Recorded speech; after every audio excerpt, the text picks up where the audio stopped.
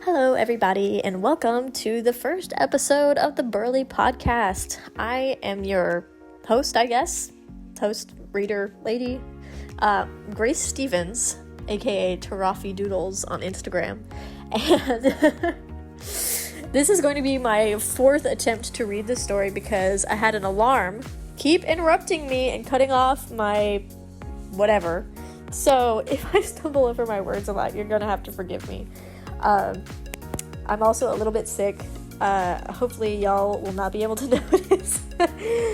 Anyway, yeah, this is not going to be a professional performance at all, but I hope you guys enjoy it nonetheless, because I'm very excited to be doing this for you guys, and hopefully it will give some of you the opportunity to listen more and be more caught up on the stories, because you can just listen to them while you're doing whatever it is that you're doing. So, without further ado, I'm going to start on Collapse, Part 1, written by Helena Aldwin and Ansley Whitley.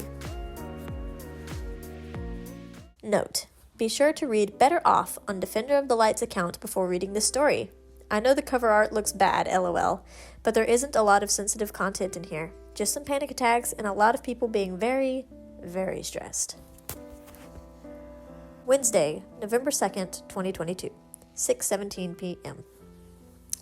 Manny couldn't wait to relax. Celebrating his birthday the day before had been fun, and he'd made it through another busy day of classes. But cleaning up after art club took longer than usual, and Manny was ready to grab something to eat and chill with Emil. Maybe they could watch a show or something, read some manga, something that didn't take a lot of brain power or focus, but that they could still do together. That sounded nice. Manny held onto that mental image as he carried Cleo down the hall and stopped in front of room 401's door. After setting his cat down, unlocking the door, and slipping inside, he scanned the room and frowned. Emil wasn't there. It wouldn't have been that weird if Emil wasn't usually there. He'd been there an hour and a half ago, when Manny dropped his stuff off before club started, and he usually waited until Manny got back before grabbing dinner. The door clicked shut behind Manny. Cleo brushed past his legs and ran over to his bed. She hopped up onto the mattress and pawed at a single sheet of paper, meowing. Manny followed her over to it and reached down to pick it up. A note? But as his eyes scanned the words written on the page, Manny's mouth went dry. Manny, by the time you see this letter, I'll be gone. I had to leave, and I don't plan on coming back. Nothing feels right anymore. It hasn't for a long time, so this is my only option. You might not understand this, but I have to go. Thank you for always being such a good friend. You deserve better than to have a best friend like me. Please take care of yourself, and everything I left behind is yours. I'm sorry, and goodbye. Emil. The world around him turned silent. Emil left. He actually left. Ran away. Wasn't planning on coming back. Ever. Why'd he leave? Everything was perfect. They'd had a good time celebrating Manny's birthday just the day before. Emil was better. Or was he? Was he lying the entire time? Why hadn't he said anything? Manny's heart dropped to his stomach at the same time his knees rammed into his bedroom floor. The note slipped from his shaky grasp, and he was barely able to pull his phone from his pocket. Wide-eyed and on the verge of tears, he sent a quick, simple text to Jamie Evans, the writing dorm class rep and someone Manny had grown to be friends with over the past few months. Emil ran away. Help. And then, without waiting for a reply, Manny wrapped his arms around his stomach, curled inward, and clenched his jaw. He scrunched his eyes shut and choked on sobs. Jamie had returned to his room after writing club only 10 minutes earlier. It had given him just enough time to change out of his uniform and talk about dinner options with Asher when his phone buzzed. Maybe we can get something from the cafe. Hold on. Jamie slipped out his phone from the pocket of his purple hoodie. His eyebrows furrowed as he read the message. What? Asher finished cleaning his glasses with the edge of his yellow t-shirt and then put them back on. What is it? I just got a text from Manny. Jamie looked over at Asher, frowning. He said Emil ran away. He took a step back. He needs my help. I should go. I need to go. Asher frowned. Go. I'll call Clover and tell the adults. Jamie nodded quickly. Thanks. I'll be back. He turned and hurried out into the hall. Once Jamie was outside, he ran to the art dorm, careful not to trip or slip on his way. By the time he made it to the 4th floor, Jamie was out of breath. Manny? He tried the door, and relief washed over him when it opened. That was until he saw the state his friend was in. Manny hadn't moved from his spot on the floor, except to curl up further against his bed frame. His fingers dug into the creases of his knees beneath crossed arms, and between gasping breaths, he sobbed into his blue hoodie sleeves. Cleo snuggled up against his trembling form, but Manny didn't seem to notice. Jamie carefully shut the door behind him when he stepped inside. "Manny, hey!" His tone was soft. "It's Jamie. I'm here." He knelt down beside him and put a gentle hand on his friend's back. Manny coughed into his arms and took in a sniffly, shaky breath. He lifted his head long enough to glance at Jamie, revealing a set of puffy red eyes framed by beads of sweat and damp strands of messy brown hair. Jamie's own chest tightened with anxiety when he saw Manny's face. "Come here," he said. "Sit up. Can you sit up?" Jamie wrapped an arm around Manny's shoulders and helped him into an upright position. As he shifted to sit cross-legged, Manny rubbed his face and wiped his nose with the cuff of his hoodie. Cleo moved forward to settle into his lap, and Manny's free hand instinctively moved to stroke her fur. His lips trembled until he bit them and scrunched his eyes shut. "That's better," Jamie said softly. He rubbed Manny's back for a minute, and then Jamie leaned over to wrap the younger boy in a warm hug. Jamie may have been nervous too, but when he held his friend, it was hard to tell. His arms didn't shake. He felt strong and secure, like Manny could fall apart all he wanted. Jamie could hold him together. Another sob escaped Manny's lips, and he crumpled under his friend's embrace. "I'm sorry," he choked out, his voice breaking on the second word. He whimpered and hugged Jamie back as tight as he could. Jamie shook his head. "Don't apologize. It's okay." He went back to rubbing his back as he hugged him. "Just try to breathe and focus on calming down. You're not alone. I'm not going anywhere." Manny nodded and spent the next few minutes taking increasingly deeper breaths. Once he'd calmed down enough to speak again, he let out a heavy sigh and wiped his eyes with unsteady hands. "Well, we need to tell an adult," he mumbled. "I told Asher about your text before I came over," Jamie said. "He said he'd tell someone, but we can go make sure if you want." He shifted. "How did you know he ran away?" "A note." Manny lifted his chin and felt the ground beside him until his fingers brushed against the paper. He picked it up and held it out for Jamie. Jamie took it from him to look at it. He frowned as his eyes skimmed the message. He'd seen a runaway note before. He'd written a runaway note before. Emil's note was a lot different than his had been, though. It didn't feel rushed. Emil's handwriting was neat, and his grammar perfect, giving Jamie the impression that Emil had taken his time writing it.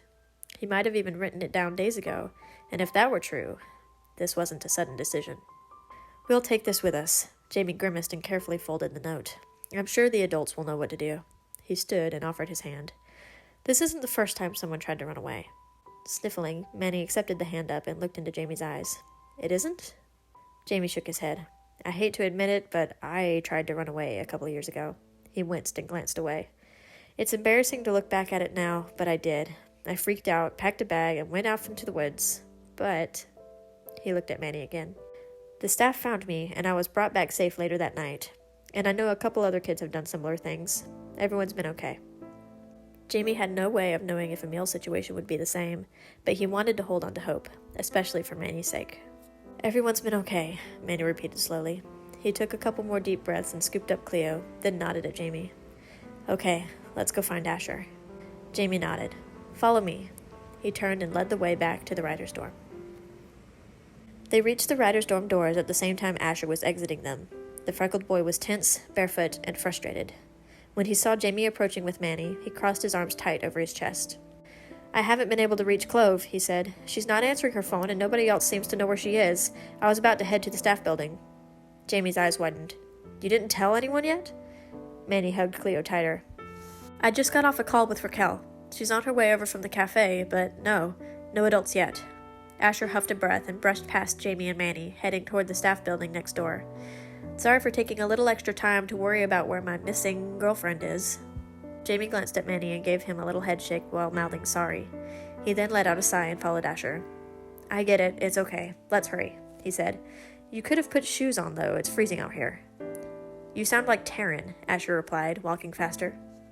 "Thank you," Jamie mumbled, letting himself fall slightly behind so he didn't lose Manny. "I don't want you getting hurt either, you know." "I'm not going to get hurt." Asher glanced over his shoulder back at them, and his expression softened a little. He slowed his pace. "I'll take care of myself. Don't worry about me." Jamie frowned. "You know I can't help it." When they arrived at the staff building, Jamie walked ahead of them to grab the door. "Don't worry as much about me then," Asher countered as he stepped inside. He waited for Jamie and Manny to join him before heading toward the nurse's office. You two tell Miss Carlson while I hunt down Clove? Jamie winced. Yeah, I guess we should go straight to her. He glanced at Manny. You ready? Manny shifted his weight back and forth before he nodded. Let's go. Jamie nodded and parted ways with Asher. They walked down the hall until they reached the counselor's offices. Nerves stirred his stomach and his arm shook when he lifted it to knock. I'm in a session, she called back. I'm sorry to bother you, Miss Carlson, Jamie replied, but this can't wait. Miss Carlson quietly apologized to the student she was with, got up, and walked over to answer the door. Her eyes widened when she saw Jamie and Manny in the hall. Behind her, an older-looking girl with long black hair and pink earrings twisted around in her seat to see what was going on. What's wrong? Miss Carlson's gaze lingered on Manny. Are you okay? It's about Emil. Jamie held up the folded note. You need to see this. She blinked when she returned her attention to Jamie and took the paper. She unfolded it, and her eyes barely glanced at the note before she reacted. Her face drained of color, and her lips parted. Oh, nay. Miss Carlson turned to the girl in her office. I'm sorry, Prim. We'll need to reschedule. The counselor failed to conceal the tremble in her voice. I need to handle a family emergency. Prim's eyes widened. Oh, okay. I understand, she said softly, grabbing her bag as she stood. I hope everything ends up okay. She turned then and quickly left, looking at the ground as she brushed past Jamie and Manny. Miss Carlson looked at the note again. Does anyone else know about this? We only just came to tell you, Jamie replied with a shake of his head, but Raquel's on her way and Asher's looking for Clover. Miss Carlson picked up her phone when she reached her desk. He can't be far. We'll look for him right away. She unlocked the device, scrolled, and hit the right number. The phone rang when she put it to her ear, but the other person picked up right away. Ron, something happened and I need your help. Can you come to my office? Thank you. She held her phone tightly when she ended the call. We'll find him, she said, telling herself as well as the teen boys standing nearby. Please, try to stay calm. Calm, Manny repeated, turning to Pace as he ran a hand down Cleo's back. Right. Deep breaths. Jamie watched Manny before he returned his attention to Miss Carlson. She was looking at the note again, studying each word as if it would give her hints as to what his full plan was. When she looked at the boys again, she shook her head. You should go back to your room until there are updates. Her gaze softened when she focused on Manny. Or you can sit in here, but only if it'll help you calm down. She pointed at her couch. Manny glanced from Miss Carlson to the couch and wordlessly walked over to sit down. He crossed his legs and leaned back against the cushions, taking slow, careful, deep breaths. Jamie glanced between Manny and the counselor. I'm going to stay with him. You do whatever you need to do. Miss Carlson nodded as Jamie walked over to sit by Manny. The door opened a couple minutes later, and a breathless Raquel ran in. She pushed her straight blonde hair off her shoulders when she came over to her mom's side. As she put a gentle hand on Anita's arm, she scanned her mom's face and said something in Norwegian. Anita shook her head and held up Emil's note for her daughter to see. Raquel frowned. Her worried eyes returned to her mother's face. I can't believe he ran off. Her hand moved down to hold Anita's, and she nodded at the door. We should go look for him. Not yet, Anita shook her head. Ron's on the way. Raquel squeezed her mom's fingers and nodded in return. The counselor stayed glued to the spot she was standing until Coach Hendricks walked into the office. Only then did she move forward, holding out the note. Emil's gone. He ran away. He what? Hendricks' brow furrowed as he took it and glanced over the writing. When he looked up at Anita again, he took a step toward the door and offered her his hand. Let's go find him. We can let Flynn and security know on the way. Anita nodded, but before she left, she looked at the boys again. You can stay in here. We'll be back. She walked over to grab her purse and sweater off her chair. I'm coming with you, Raquel said. And so concludes part 1 of Collapse, written by Helena Aldwin and Ansley Willie. Thank you for tuning in to the Burley podcast, guys. I hope you all have a fabulous day.